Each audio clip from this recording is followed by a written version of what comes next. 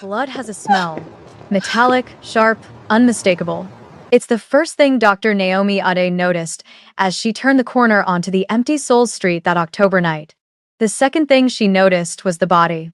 He was slumped against the brick wall of a closed convenience store, one hand pressed against his side, the other hanging limp. His expensive black suit was soaked through, glistening wet under the flickering streetlight. His head was tilted back, eyes closed, face pale as death itself. For a moment, Naomi thought he was already gone. Then she saw his chest move, a shallow, desperate attempt at breath. Her medical training kicked in before her common sense could stop her. She was running before she'd made a conscious decision, her sneakers slapping against the pavement, her heart hammering in her chest. She dropped to her knees beside him, her hands already reaching for his neck to check his pulse. His eyes snapped open, dark, fierce, and filled with a kind of rage that made her breath catch. His hand shot out and grabbed her wrist with surprising strength for a man bleeding out on a Seoul sidewalk. "Don't," he rasped in Korean, his voice rough and commanding despite the pain etched across his face. "No hospital." Naomi's Korean was decent, good enough to understand the words, but it was the desperation behind them that truly registered. She looked down at where his hand pressed against his side. Blood was seeping between his fingers, dark and relentless. "You're going to die if I don't get you help," she said, her own Korean accented but clear. "You've been shot." "No, hospital." Each word seemed to cost him. His grip on her wrist tightened. "They'll find me." Naomi's mind raced. She was a doctor. She'd taken an oath. But she was also a woman alone on an empty street with a man who'd clearly been involved in something violent, something criminal. Every instinct screamed at her to call the police, to get help, to walk away before whatever trouble he was in became her trouble too. But his eyes. God, his eyes. Even through the pain, even through the rage, there was something human there, something pleading. Something that said he knew he was asking the impossible, but had no other choice. "I have an apartment," she heard herself say. "2 blocks from here. Can you walk?" His laugh was bitter, painful. "Do I have a choice?" Getting him to his feet was a nightmare. He was tall, easily 6 feet, and muscular in a way that suggested violence, was no stranger to him. Naomi was strong for her size, but she was 5'6" and 130 pounds soaking wet.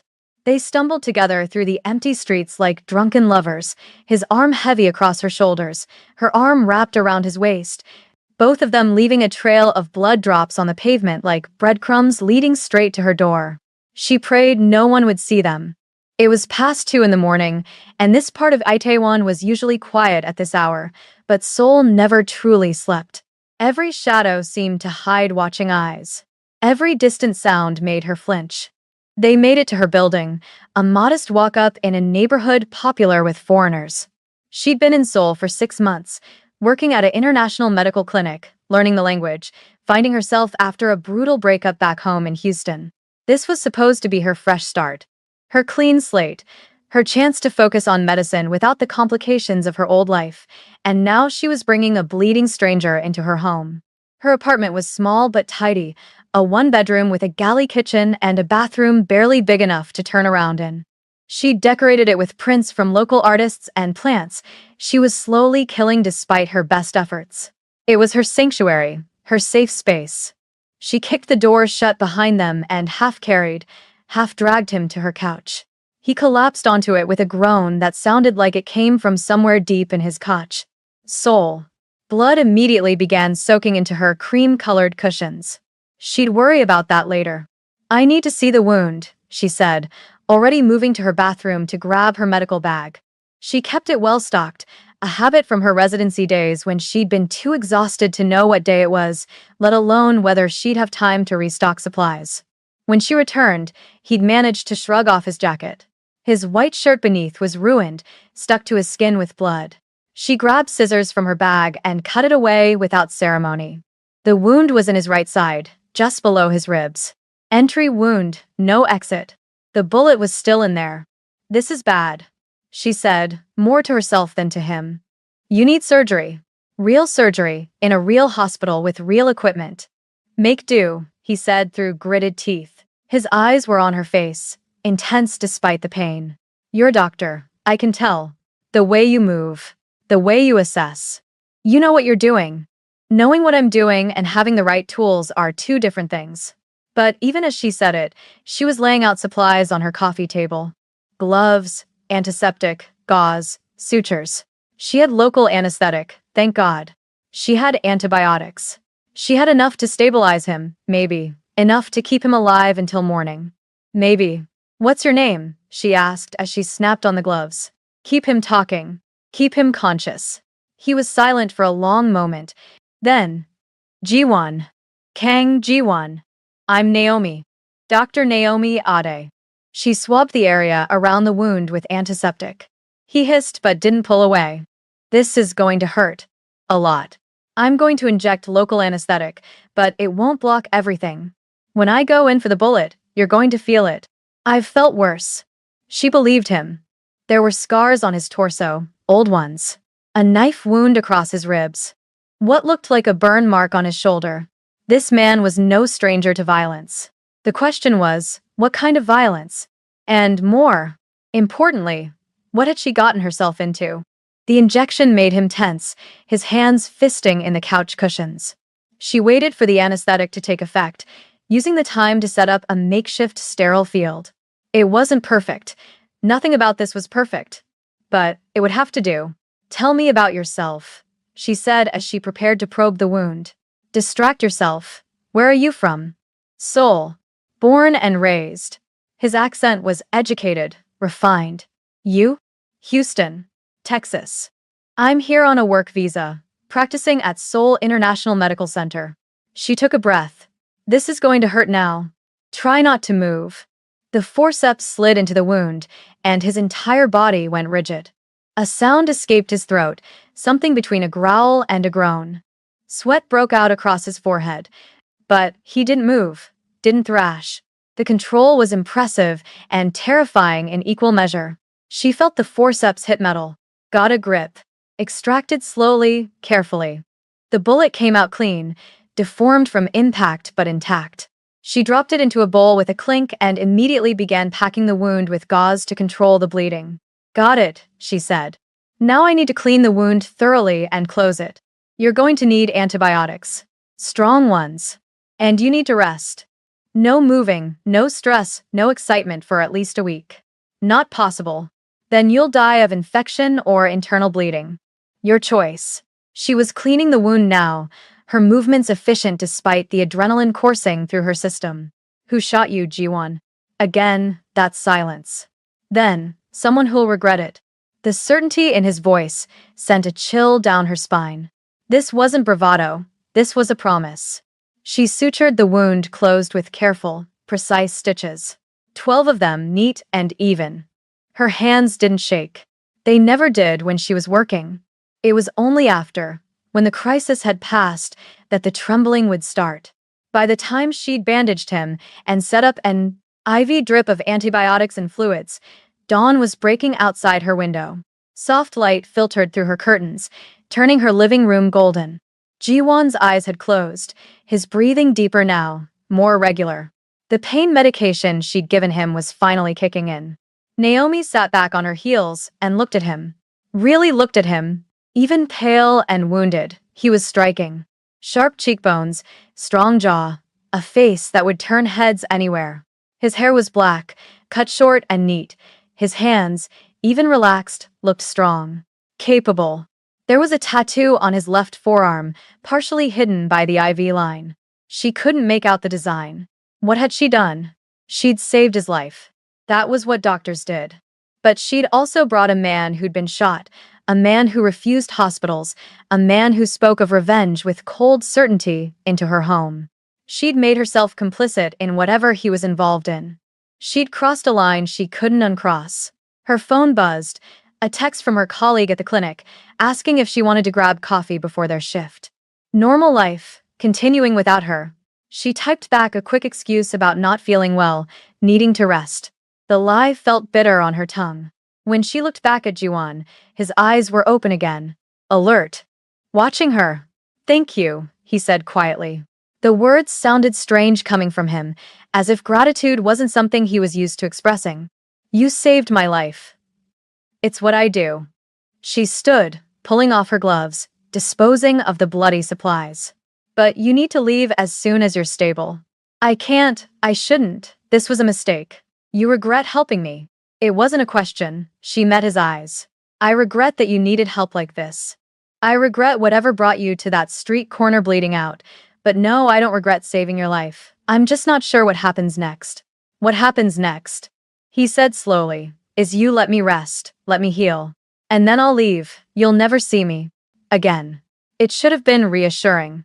It should have been exactly what she wanted to hear.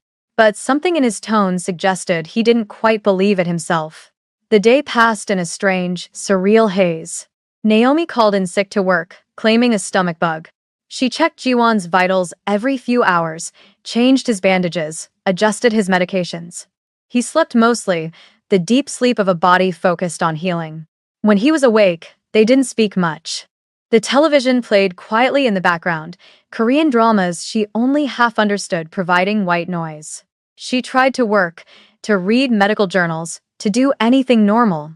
But she kept finding herself watching him, studying him, trying to figure out who he was, what he was. The expensive suit, the scars, the tattoos she could now see more clearly, some kind of dragon design, intricate and bold, the way he'd given orders even while bleeding to death, the absolute certainty that he'd be avenged. This wasn't a random mugging gone wrong. This was something else, something organized, something dangerous. It was evening when his phone rang. She'd found it in his jacket pocket, miraculously undamaged. He'd been asleep, but his eyes snapped open at the first ring, that same fierce alertness she'd seen on the street. He reached for it, wincing at the movement. Don't answer it, she said. You need to rest. He answered it anyway. Yes. A pause. I'm alive. Obviously. Another pause. Longer this time. That's not your concern. Handle it. His eyes flickered to Naomi. No. I'm somewhere safe. That's all you need to know. He ended the call and let the phone drop onto the couch beside him. Naomi stood in the kitchen doorway, arms crossed, watching him. Your people are worried about you. My people know better than to worry. He shifted, trying to sit up, and gasped at the pain. She was beside him in an instant, hands gentle but firm, easing him back down. Stop moving. You're going to tear your stitches. She checked the bandage. No fresh bleeding. Thank God. Who are you, really? And don't just give me a name. What are you involved in that gets you shot and makes you afraid of hospitals? For a long moment, she thought he wouldn't answer. Then he sighed, and suddenly he looked tired. Not physically tired, though he was that too. But tired in a way that went deeper. Soul tired. My family owns things, he said carefully. Businesses. Legitimate and otherwise. I'm the second son. The expendable one. Or so my enemies thought. Your family. The pieces were clicking into place. The Kang family? His eyes sharpened. You've heard of us. She had. Everyone in Seoul had, if they paid attention to the undercurrents of the city, the Kang Syndicate. Old money, older power. They owned restaurants and nightclubs, import-export businesses, real estate, and beneath it all, whispers of other things. Darker things. Protection rackets. Gambling. Worse. Oh God, she breathed. Oh God, I brought a mobster into my apartment. I prefer the term businessman with diverse interests. There was dark humor in his voice. But yes, if you want to be crude about it, I'm what you'd call a gangster. And someone in a rival organization decided tonight was a good night to try to eliminate me. They failed. They'll regret that failure. Naomi backed away from the couch, her heart racing. This was worse than she'd thought. So much worse. You need to leave. Now. I don't care if you're healed or not. You need to get out of my home. I can't walk yet. It was a simple statement of fact. The wound, the blood loss. Give me another day. Maybe two. Then I'll leave. No. No, I can't harbor a criminal. I'm a doctor. I have a visa. I have a career. If anyone finds out, no one will find out. He tried to sit up again, managed it this time despite the obvious pain. Naomi, look at me. She did. Those dark eyes held hers, intense, and unreadable. You saved my life. That means something. In my world, that means everything. You're under my protection now. No one will touch you. No one will harm you. You have my word. Your word. I don't even know you. And your protection? I don't want to be protected by a criminal syndicate. I want you gone. I understand that. And I will leave as soon as I'm able. But right now, the people who shot me, they're looking for me. If they find me here, they'll kill us both. So it's in both our interests that I stay hidden, that I heal quickly, and that I disappear from your life as soon as possible. Agreed? The logic was sound, even if the situation was insane. Naomi closed her eyes, pressing her palms against them. This couldn't be happening. This couldn't be her life. She'd come to Seoul to escape drama, to focus on medicine, to find peace. And now she had a mafia prince bleeding on her couch. 48 hours, she said finally, lowering her hands. You have 48 hours. Then you're gone, and we never speak of this again. Agreed. But even as he said it, even as she nodded and turned away to busy herself in the kitchen, they both knew it was a lie. Some lines, once crossed, couldn't be uncrossed. Some debts, once incurred, couldn't be easily paid. She'd saved his life, in his world, that created a bond. A connection. She was already in too deep. If you're hooked on this story, hit that subscribe button right now. Things are about to get even more complicated between Naomi and Jiwon. Episode 2 is coming soon, and trust me, you won't want to miss what happens next. Drop a comment and let me know. Would you have helped him or called the police? Now, back to the story. The next morning, Naomi woke to the smell of coffee. For a moment, still fuzzy with sleep, she thought she'd imagined the whole thing. The blood, the bullet, the confession. Then she stumbled out of her bedroom and found Jiwon in her kitchen, moving slowly but deliberately, pouring coffee into 2 mugs. What are you doing? She demanded. You should be lying down. I've been lying down for 18 hours. I needed to move. He held out a mug to her. Peace offering. She took it automatically, too surprised to refuse. He'd somehow found her coffee grounds, figured out her machine, even located the sugar she kept in an unmarked container. He was wearing his pants from yesterday, cleaned as best as could be managed, but no shirt. The bandage was stark white against his skin. She could see the full extent of his tattoo now, a dragon that wound up his forearm, intricate and beautiful. You shouldn't be up, she said again, but there was less heat in it. She sipped the coffee. It was good. Too good. How did you sleep? Better than I expected, given I was shot yesterday. He leaned against her counter, taking the weight off his injured side. Your couch is surprisingly comfortable for someone to convalesce on. It wasn't designed for convalescence. It was designed for watching Netflix and eating takeout. She sat at her small kitchen table, cradling the warm mug. Morning light streamed through the window, making everything feel more real and somehow more surreal at the same time. How's the pain? Manageable. Your work is excellent. Very precise. I had a good teacher. She studied him over the rim of her mug. In the daylight, the dangers seemed less immediate but somehow more present. He was beautiful, in the way dangerous things often were. Beautiful and wrong for her in every possible way. Tell me about your family. Why? Because you're in my home. Because I saved your life. Because I deserve to know what I'm involved in. He considered this, then nodded slowly. Fair enough. My father is Kang Dae-hyun. He built the family business from almost nothing, starting in the 80s. My older brother, Kang Min-sok, is being groomed to take over. I'm the spare. The insurance policy. The one who handles the messier aspects of the business, while my brother maintains our legitimate face. Quick reminder, if you're enjoying this story, tap that like button. It really helps the algorithm share this with more people who love dark romance and mafia stories. And stay tuned, because the chemistry between these two is about to intensify. And someone tried to kill you because? Because eliminating me weakens my father's position. Because rival families think I'm a threat. Because I made enemies doing what I do. He shrugged, then winced. Take your pick. In my world, there are always reasons to kill. That's a horrible way to live. It's the only way I know. There was no self-pity in his voice. Just fact.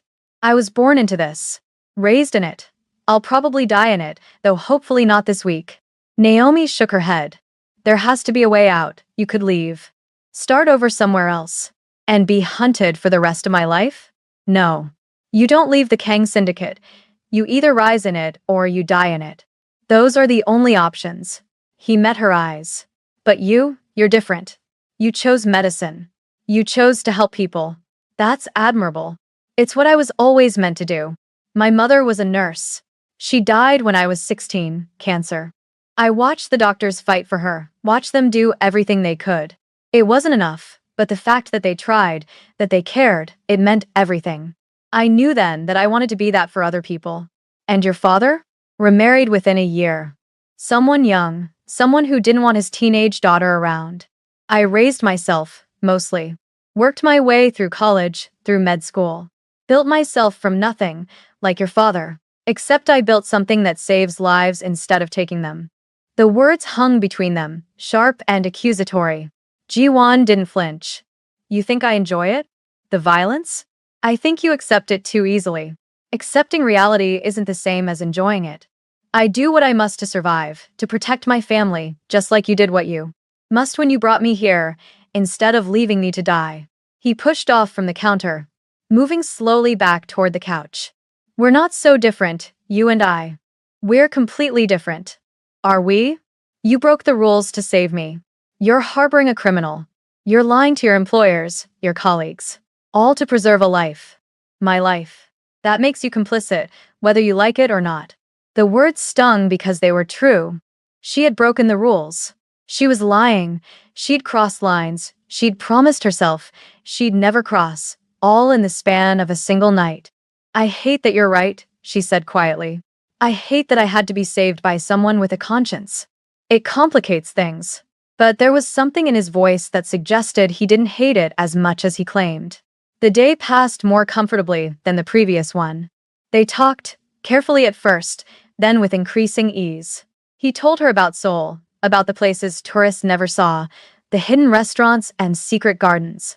She told him about Houston, about the heat and the sprawl and the strange beauty of a city built on oil and ambition.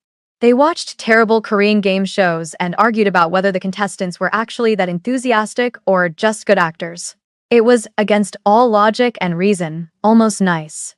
In the afternoon, his phone rang again. This time, the conversation was longer, more heated. She couldn't understand all of it, his Korean too rapid and colloquial, but she caught enough. Plans, movements, revenge. When he hung up, his face was dark. They found the shooter, he said. The one who shot me. My men have him. What will you do? What do you think I'll do? She looked away. She didn't want to know. Didn't want to think about it. This man, who drank coffee in her kitchen and argued about game shows, was also capable of ordering someone's death without hesitation. I should check your wound, she said instead, deflecting. He let her, shifting to give her access. She peeled back the bandage carefully. The stitches were holding, no signs of infection. His body was already starting to heal, faster than she'd expected. Good genetics or good luck, she wasn't sure which.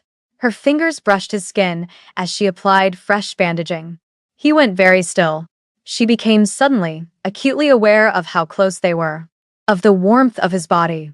Of the way he was looking at her, something heated and intent in his dark eyes. Naomi, he said softly. She stepped back quickly, professionally. You're healing well, another day, and you should be able to move around more freely. And then I'll leave. Yes, just like that. I'll walk out of your life, and you'll go back to your clinic and your normal existence. That's the plan. Plans change. He was still looking at her in that intense way. You saved my life. In my world, that creates a debt. A bond. I don't want your debt or your bond. I want you healed and gone. Liar. The word was soft but certain. You feel it too. This connection. This pull. You can lie to yourself, but not to me. You're delusional from pain medication. I'm completely lucid. And I know what I'm feeling. Question is, are you brave enough to admit what you're feeling? Naomi turned away, busying herself with putting away the medical supplies. Her hands were shaking now, that post-crisis tremor finally catching up with her. I'm feeling like I made a mistake. Like I should have called the police from the start. But you didn't. And you won't. Because despite everything, despite knowing what I am, you don't regret saving me. You don't want me to leave. Not really. Stop. Why? Because I'm saying things you don't want to hear. Because I'm right? She whirled on him. Because this is insane. You're a criminal. I'm a doctor. You live in a world of violence, and I live in a world of healing. There's no universe where this, whatever this is, makes sense. Sense is overrated. He stood, slowly, carefully, moved toward her. She should have backed away, should have maintained distance. But she didn't. You're the first person in years who's looked at me and seen a man instead of a monster or a tool. Do you know how rare that is? G1. You're brave and brilliant, and you risked everything to help a stranger. That's not common. That's extraordinary. He was close now. Too close. She could feel the heat of him, could see the flecks of gold in his dark eyes. Her heart was racing, and it had nothing to do with fear. This is a bad idea, she whispered. Terrible idea, he agreed. The worst. Neither of them moved away. Before we see what happens next, let me know in the comments. Are you Team Naomi or Team G1? Do you think she should run or stay? And if you haven't hit that subscribe button yet, do it now. Episode 2 is dropping soon, and things are about to get dangerously complicated. His phone shattered the moment, ringing with sharp insistence. He closed his eyes, jaw tightening in frustration, then stepped back and answered it. What? A pause. His expression changed, going cold and hard. When? Another pause. Increased security. No one in or out without clearance. I'll be there when I can. He ended the call and looked at Naomi. I need to leave. Tonight. You're not ready. It doesn't matter. There's a situation. My presence is required. You'll tear your stitches. You'll bleed out. Then come with me. Monitor my condition. Make sure I don't die stupidly after you went to all the trouble of saving me. Come with you where? My home. It's secure, private. You'll be safe. And you can ensure I don't undo all your excellent medical work. I can't just leave my life for one night. Just one night. Please. The word please sounded strange coming from him. I'm asking, not ordering. Come with me. Keep me alive a little longer. She should say no. Should refuse absolutely. Should put her foot down and insist he stay here or leave, but without her involvement. One night, she heard herself say, and then this is over. Deal? Deal. But as she packed a bag, as she helped him to his feet and out to the black car that appeared at her curb as if summoned by magic,